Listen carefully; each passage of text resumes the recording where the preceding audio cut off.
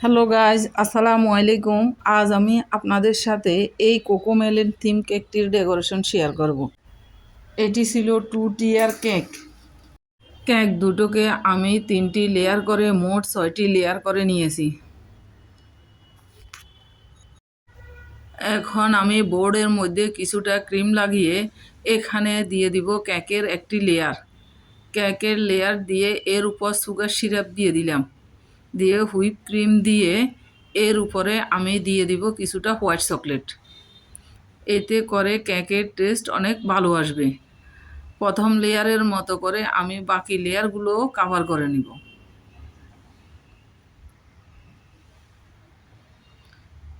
এখানেও আমি white chocolate দিয়ে দিলাম, দিয়ে আমি এখানে আরেকটা লেয়ারও দিয়ে সুগার সিরাপ দিয়ে কিছুটা ক্রিম দিয়ে ক্রাম কোটিং করে আমি ফ্রিজে রাখবো 30 থেকে 40 মিনিটের জন্য। আপনাদের হাতে যদি সময় না থাকে 10 মিনিটের জন্য হলেও ডিপ ফ্রিজে রাখবেন। এতে করে কেক কাভার করার সময় কেকের ক্রামগুলো আর উঠে আসবে না। ক্রিম এবং কেকটা সুন্দরভাবে সেট হয়ে যাবে। ফ্রিজ থেকে নামিয়ে এরপরে কাভার করলে ফিনিশিং অনেক সুন্দর আসবে। এখন আমি কেকের বোর্ডের চারপাশে ক্রিমগুলো মুছে নিয়েছি। 6 ইঞ্চি মোল্ডে বেক করা কেকটাকেও আমি এখন ক্রাম কোটিং করে ফ্রিজে রেখে দেব। ফ্রিজ থেকে বের করে এরপর কাভার করব ক্রিম দিয়ে।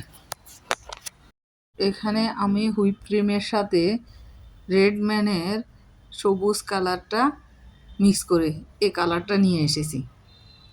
উপরে আমি সবুজ কালারটা দিয়ে কাভার করব। এটা সবুজ বললে হবে না, মোবাইলে টিয়া কালারে দেখাচ্ছে। নিচে আমি নীল রঙের একটা শেড দেব। মোল্ডে বেক করা কেকটি আমি ক্রাম কোটিং করে ফ্রিজে রেখেছিলাম। এখন ফ্রিজ থেকে বের করে হুইপ ক্রিম দিয়ে কাভার করতেছি। এখানে আমি উপরে নীল কালার দিয়ে কাভার করব, নিচে সবুজ কালারের একটা শেড রাখবো।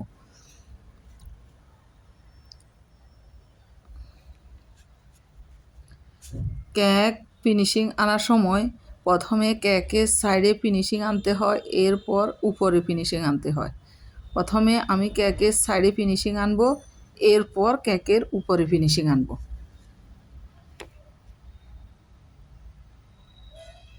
এখানে ক্রিমের প্রয়োজন হচ্ছে, ওখানে আমি আবার ক্রিম দিয়ে নিতেছি। প্যালেট নাইফ দিয়ে আমি প্রথমে কেকের সাইডে ফিনিশিং নিয়ে আসতেছি, এরপর আমি কেকের উপরে ফিনিশিং করব। এখন আমি কেকটাকে তুলে বড় কেকটার উপরে বসিয়ে দেব। বসানোর পর নিচে আমি কিছুটা ক্রিম দিয়ে ফিনিশিং দিয়ে দিতেছি। কোকোমেলেনের এই পিকচারগুলো হচ্ছে নন এডিবল। এগুলো আমি কম্পিউটার দোকান থেকে প্রিন্ট করে এনেছি।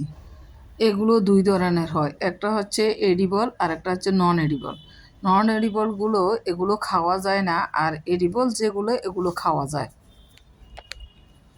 পিকচারগুলো কোথায় কোথায় বসাতে হবে তা আমি দেখিয়ে দিচ্ছি এবং আমার ছেলে এগুলোকে বসিয়ে দিচ্ছে।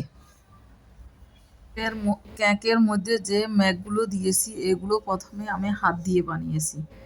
পরে দেখলাম যে কেকে বসানোর পর এগুলো সুন্দর দেখা যাচ্ছে না, তাই এগুলো তুলে নিয়ে আমি কেকের প্লাস্টিকের যে ডিজাইন আছে ওই ডিজাইনগুলো দিয়ে কেটে কেকের উপর বসিয়েছি। এগুলো ছিল সবগুলো ফন্ডেনের, এগুলো খাওয়া যায়। আমার কেকটা কেমন হয়েছে কমেন্ট করে জানাবেন। এই কেকটা যার জন্য বানানো হয়েছে সে কেকটা পেয়ে তো মহা খুশি। আসলে বলেও বোঝানো যাবে না সে কেমন খুশি হয়েছে।